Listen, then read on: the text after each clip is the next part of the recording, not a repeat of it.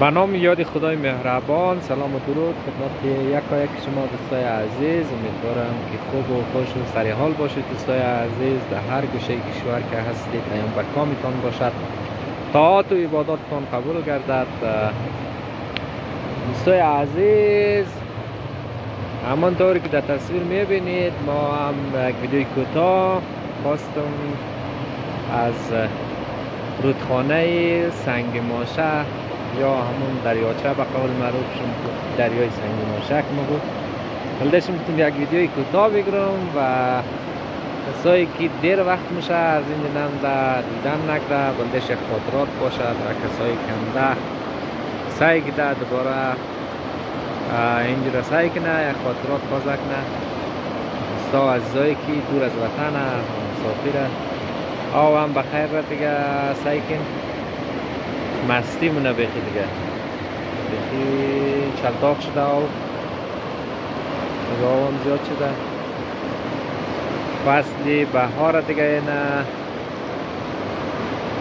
درخت هم گل کده دیگه، یعنی درخت های زردالوی باغ اینا هم گل کده کلشی بسیار یک هوای قشنگ شده.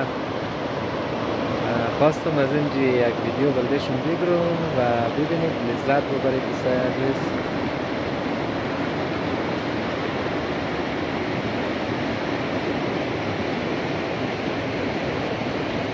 دوستای عزیز، یعنی مینه که بوده در تابستان بسیار یک جای قشنگه و دو بغل از جدره جای آوبازیه دیگه.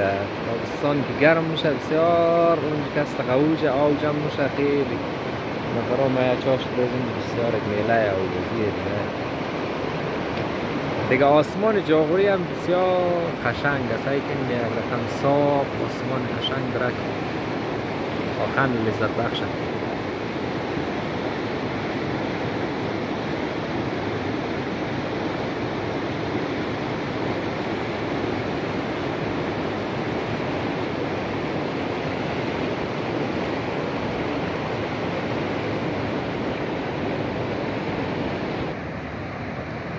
دیگه از دیل یعنی درختام قشنگ گل پیدا کلش دیگه، یعنی باغا.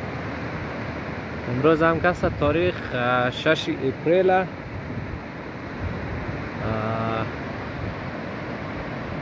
هوام بسیار قشنگه. شنبه 6 اپریل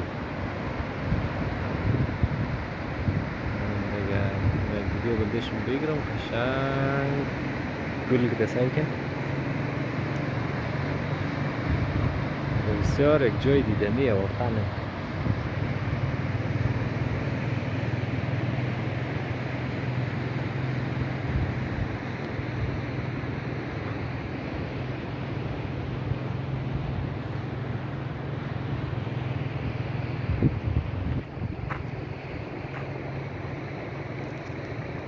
دیگه تابستان کسته اینجا نفر زیاد میاد تفریح میاد. اندهی پایین شما میبینین انده سمت پایین مره و این قسمت ها دیگه در قسمت بالای پل اونجا بسیار یک جای قشنگ دیدنیه. اونجا مره بزدستا